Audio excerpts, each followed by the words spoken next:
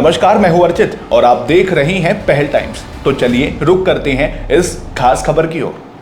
देश में पिछले 3 हफ्तों से एलपीजी यानी रसोई गैस की किल्लत ने आम जनता की चिंता बढ़ा दी है। पश्चिम एशिया में जारी तनाव के कारण भारत में गैस की सप्लाई पर गहरा असर पड़ा है। इसी बीच केंद्र सरकार ने इस संकट से निपटने के लिए अब तक का सबसे बड़ा कदम उठाया। पेट्रोलियम मंत्रालय ने राज्यों को स्पष्ट निर्देश दिए हैं कि सप्लाई में सुधार करें और किसी भी कीमत पर गैस की जमाखोरी को रोके। पश्चिम एशिया से होने वाले आयात में बाधा आने के कारण देश की करीब 60% सप्लाई प्रभावित हुई है।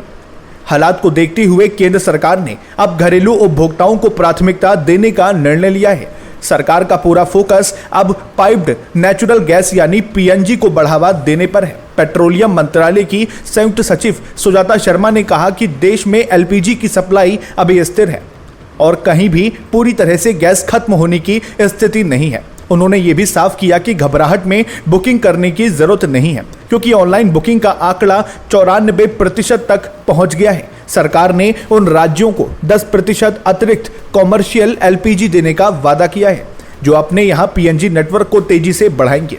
साथ ही राज्यों से अपील की गई है कि वह पीएनजी के लिए मंजूरी प्रक्रिया को तेज करें और चार्ज कम करें। एक तरफ जहां सरकार सप्लाई सामान्य होने का दावा कर रही है, वहीं जमीनी स्तर पर कुछ चुनौतियां भी दिख रही हैं। मेरठ जैसे इलाकों से खबरें आई हैं कि सिलेंडर की कमी के कारण अस्पतालों में लकड़ियों पर खाना बनाना पड़ रहा है। दूसरी तरफ कर्नाटक के मुख्यमंत्री सिद्धारमैया ने भी केंद्रीय मंत्री हरदीप सिंह पुरी को पत्र लिखकर बेंगलुरु में गैस की कमी को दूर करने के लिए हस्तक्षेप की मांग की है। सरकार ने साफ कर दिया कि जमाखोरी और कालाबाजारी को कतई बर्दाश्त नहीं किया जाएगा। 31 राज्यों में कंट्रोल रूम बनाए गए हैं। प्रधानमंत्री मोदी खुद कूटनीतिक स्तर पर बातचीत कर रहे हैं ताकि खाड़ी देशों से सप्लाई चेन जल्द बहाल हो सके। जनता से अपील है कि वह संयम बरते और जरूरत के अनुसार ही बुकिंग करे।